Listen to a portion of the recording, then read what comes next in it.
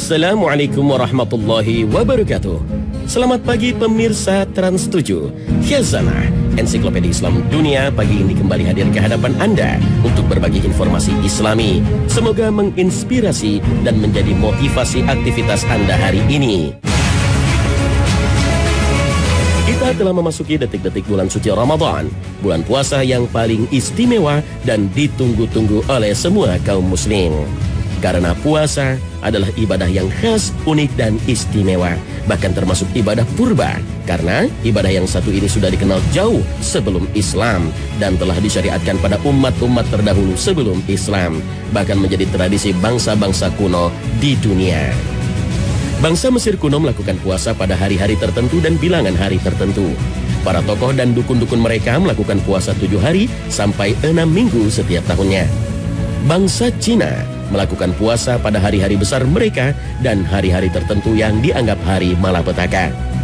Bangsa Yunani wajibkan puasa pada hari-hari tertentu sebelum musim bunga dan masa panen. Sebagian mereka berpuasa beberapa hari berturut-turut sebelum perang agar mereka meraih kemenangan dalam peperangan. Di tanah air, masyarakat Jawa kuno juga sudah mengenal puasa. Kita mengenal istilah puasa mutih, puasa ngrowot, dan puasa pati geni bagi orang-orang yang bertapa. Ada juga puasa ngalong dengan menahan diri dari makanan sambil bergelantungan di pohon di alam bebas. Terlepas dari tujuan dan latar belakangnya, puasa seakan menjadi kebutuhan naluri manusia. Ini membuktikan puasa merupakan praktek lama yang dikenal oleh bangsa-bangsa di dunia. Hanya saja dalam Islam, puasa merupakan ibadah yang lebih istimewa dan aturannya lebih konkret dan baku. Tidak bisa diubah-ubah, tidak seperti tradisi bangsa-bangsa kuno atau umat-umat terdahulu yang kemudian diubah-ubah aturannya.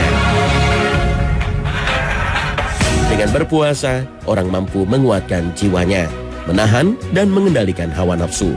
Sehingga seseorang yang telah terbiasa puasa, hasrat dan ambisinya terhadap dunia bisa dikendalikan. Ia mengambil sesuai kebutuhannya dan dengan ikhlas membaginya dengan orang lain. Kekalahan dari hawa nafsu akan memiliki konsekuensi yang serius, karena bisa jadi memalingkan manusia dari ibadah kepada Allah Azza wa Jalla. Maka pernahkah kamu melihat orang yang menjadikan hawa nafsunya sebagai Tuhannya dan Allah membiarkannya berdasarkan ilmunya, dan Allah telah mengunci mati pendengaran dan hatinya dan meletakkan tutupan atas penglihatannya? Maka siapakah yang akan memberinya petunjuk sesudah Allah membiarkannya sesat? Maka mengapa kamu tidak mengambil pelajaran? Al-Quran Surah Al-Jasiyah ayat 23. Dengan jiwa yang kuat, manusia akan memperoleh derajat yang tinggi seperti layaknya malaikat yang suci. Dan ini akan membuatnya mampu mengetuk dan membuka pintu-pintu langit sehingga segala doanya dikabulkan oleh Allah Ta'ala. Rasulullah SAW bersabda, ada 3 golongan orang yang tidak ditolak doa mereka. Orang yang berpuasa hingga berbuka, pemimpin yang adil, dan doa orang yang dizalimi. Hadis riwayat Tirmizi. Puasa merupakan ibadah yang istimewa. Jika diurutkan, mungkin hanya sholat yang berada di atas ibadah puasa. Bahkan ada beberapa ulama yang berpendapat puasa lebih unggul daripada sholat. Beberapa keistimewaan tentang puasa terangkum dalam salah satu hadis Nabi SAW yang diriwayatkan oleh Imam Bukhari. Beliau SAW bersabda, semua amalan Bani Adam untukku kecuali puasa. Karena puasa itu untukku dan aku akan membalasnya. Puasa adalah perisai. Jika salah seorang dari kalian sedang berpuasa, janganlah berkata keji dan berteriak-teriak. Jika ada orang yang mencercanya atau memeranginya, maka ucapkanlah, aku sedang berpuasa. Demi zat yang jiwa Muhammad di tangannya, sesungguhnya bau mulut orang yang berpuasa lebih wangi di sisi Allah daripada bau misik. Orang yang puasa mempunyai 2 kegembiraan.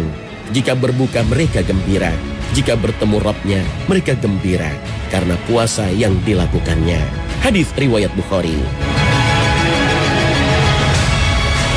Dalam hadis ini Allah Subhanahu wa Ta'ala mengatakan puasa itu untuknya dan Allah sendiri yang akan membalasnya. Mengapa demikian?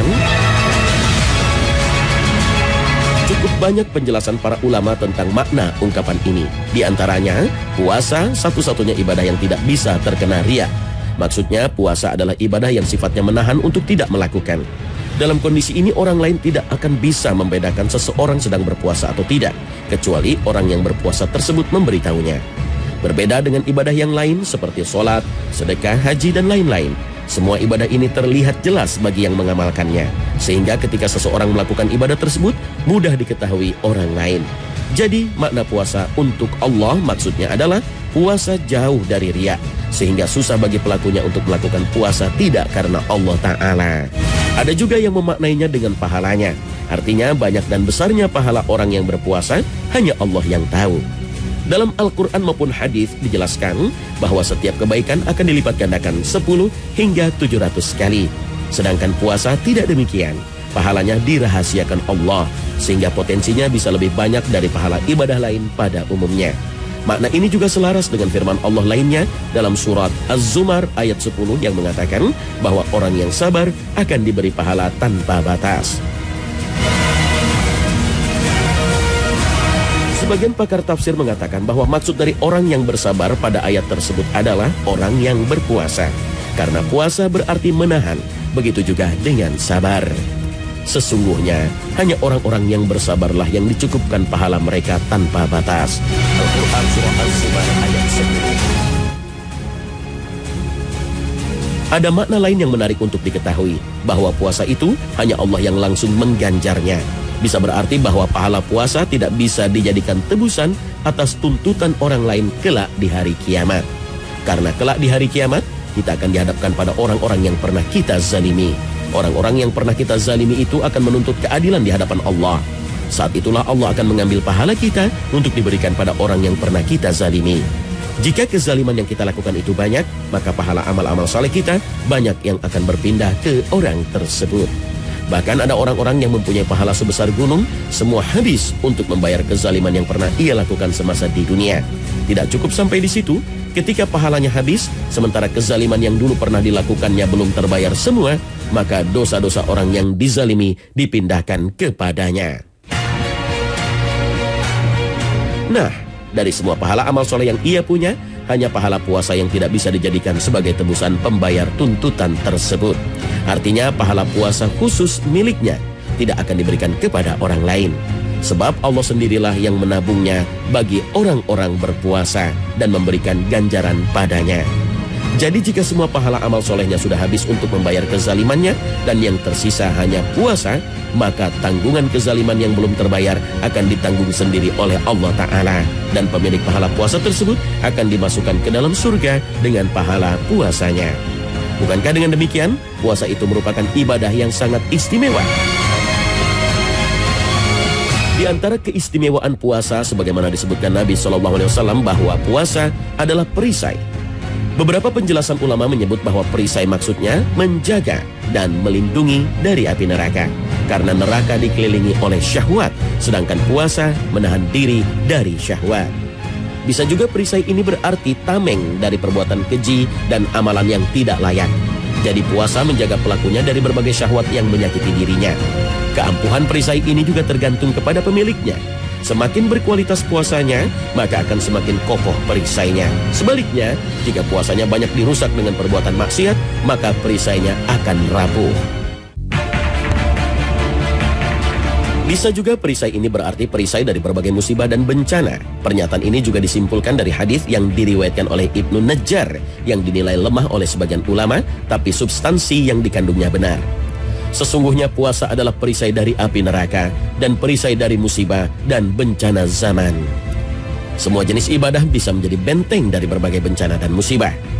Dan musibah apapun yang menimpa kalian adalah karena perbuatan-perbuatan tangan kalian sendiri. Dan Allah memaafkan banyak dari kesalahanmu. Al-Quran surah Asy-Syura ayat 30. Ayat ini menjelaskan bahwa penyebab turunnya bencana adalah dosa dan maksiat. Berarti kebalikannya adalah ibadah dan kebaikan akan menolak bala dan berbagai bencana dan musibah. Keistimewaan bagi mereka yang rajin berpuasa adalah Allah siapkan surga khusus bagi mereka yang bernama Rayyan. Dari namanya saja yang berarti lepas dari dahaga, sudah mengisyaratkan kenikmatan yang khusus bagi orang yang berpuasa. Nabi SAW pernah bersabda bahwa orang yang minum di dalamnya tidak akan pernah merasa kehausan lagi. Sesungguhnya dalam surga ada satu pintu yang disebut dengan Rayyan. Orang-orang yang puasa akan masuk di hari kiamat nanti dari pintu tersebut. Tidak ada orang selain mereka yang memasukinya. Jika telah masuk orang terakhir yang puasa, ditutuplah pintu tersebut. Barang siapa yang masuk akan minum, dan barang siapa yang minum tidak akan merasa haus untuk selamanya. Hadis riwayat Bukhari dan Muslim. Wallahu a'lam.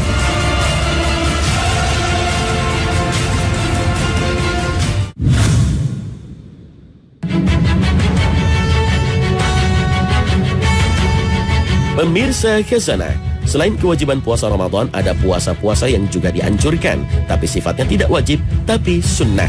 Dan puasa sunnah paling baik adalah puasa Daud. Rasulullah SAW dalam hadisnya menyebut puasa ini sebagai sebaik-baik puasa sunnah. Puasa Daud berarti sehari puasa, sehari tidak. Kemudian esoknya puasa lagi, dan keesokannya lagi tidak, dan begitu seterusnya. Disebut puasa Daud karena memang Nabi Daud alaihissalam dulu melakukannya. Nabi Daud memang salah seorang nabi yang tidak saja raja, tapi beliau juga terkenal akan ibadahnya. Sehingga cara sholat malam yang baik pun adalah caranya Nabi Daud. Beliau tidur dulu, kemudian bangun untuk sholat malam, kemudian tidur lagi. Bahkan ayahnya Nabi Sulaiman ini juga terkenal akan keindahan suaranya. Sehingga ketika Nabi SAW saat mendengar suara indah Abu Musa, beliau sampai mengatakan bahwa Abu Musa telah diberi salah satu serulingnya Nabi Daud alaihissalam. Keistimewaan puasa Daud ini disebut Nabi SAW dalam sabdanya. Sebaik-baik solat di sisi Allah adalah solatnya Nabi Daud alaihissalam, dan sebaik-baik puasa di sisi Allah adalah puasa Daud. Nabi Daud dahulu tidur di pertengahan malam, dan beliau solat di sepertiga malamnya, dan tidur lagi di seperenamnya. Adapun puasa Daud yaitu puasa sehari, dan tidak berpuasa di hari berikutnya. Hadis riwayat Bukhari. Sebagian ulama menegaskan bahwa puasa Daud adalah jumlah maksimal puasa sunnah. Artinya, puasa sunnah tidak boleh melebihi dari puasa Daud. Dalam melaksanakan puasa Daud, jika kebetulan harinya jatuh pada hari yang disunahkan puasa, seperti Senin dan Kamis, puasa Asyura atau puasa Arafah, maka orang yang melakukan puasa Daud ini bisa mendapatkan semua keistimewaan dan pahala puasa hari-hari istimewa itu. Meskipun puasa Daud ini sangat istimewa, bahkan menjadi puasa sunnah yang paling baik, tapi Nabi sendiri tidak melakukan puasa Daud. Padahal Nabi SAW adalah orang yang paling pertama dan paling menyukai ibadah yang memiliki keutamaan dan keistimewaan. Lalu, mengapa Nabi tidak melakukan puasa Daud dalam hidupnya? Banyak alasan kenapa Rasulullah SAW tidak melakukan puasa Daud yang istimewa ini. Di antaranya karena beliau tidak ingin memberatkan umatnya. Karena jika beliau mengerjakannya terus-menerus, tentu akan diikuti oleh sahabat dan umatnya. Hal ini tentu saja memberatkan umatnya. Nabi SAW sebetulnya mampu untuk sholat sepanjang malam, tapi beliau lebih memilih tidur dulu baru kemudian sholat. Beliau SAW tentu mampu jika terus-menerus berpuasa, tapi beliau memilih tidak melakukannya. Wallahu a'lam. Pemirsa Khazanah, ibadah puasa bukan ibadah yang hanya disyariatkan pada umat Nabi Muhammad SAW. Ibadah ini adalah ibadah purba yang telah diwajibkan pada semua umat manusia. Seperti apa keajaiban itu dan bagaimana cara berpuasanya? Jangan kemana-mana.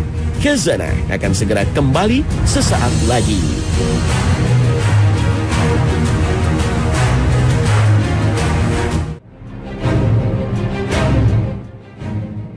Pemirsa Khazanah, ibadah puasa termasuk ibadah yang disyariatkan pada umat-umat terdahulu sebelum Islam.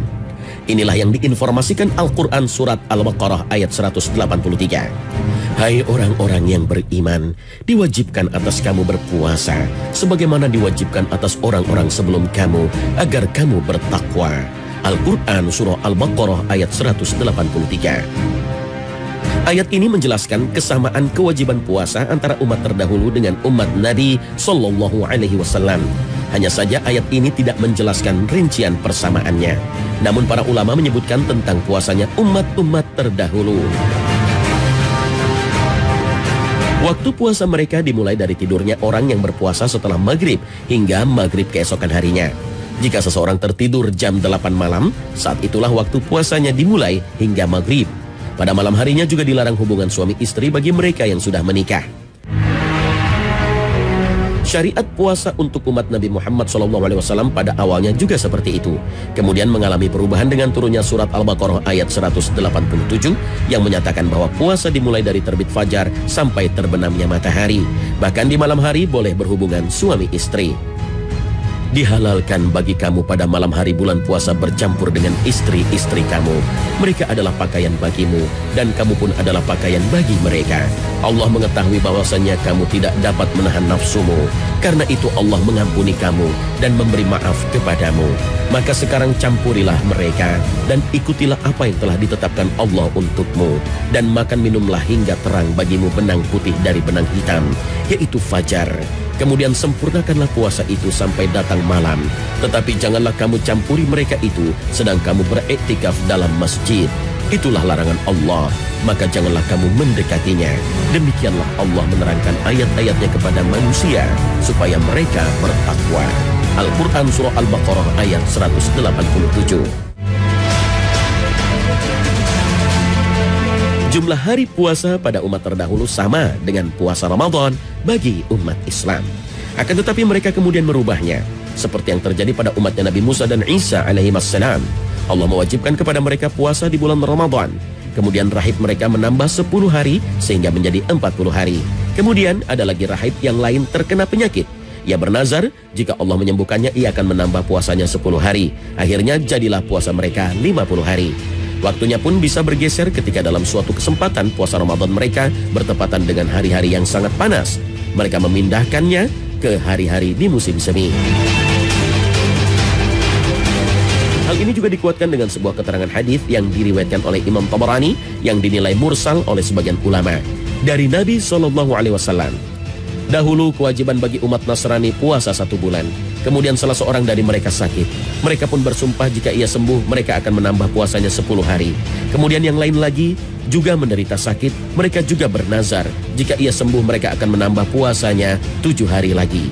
Kemudian sesudah mereka ada seorang raja yang menambah 3 hari lagi sehingga menjadi 50 hari. Dan mereka memindahkannya di hari-hari di musim semi. Terlepas dari fakta ini, puasa merupakan ibadah yang istimewa. Sehingga Allah Subhanahu wa Ta'ala memperlakukan orang yang berpuasa dengan perlakuan yang istimewa pula. Wallahu a'lam.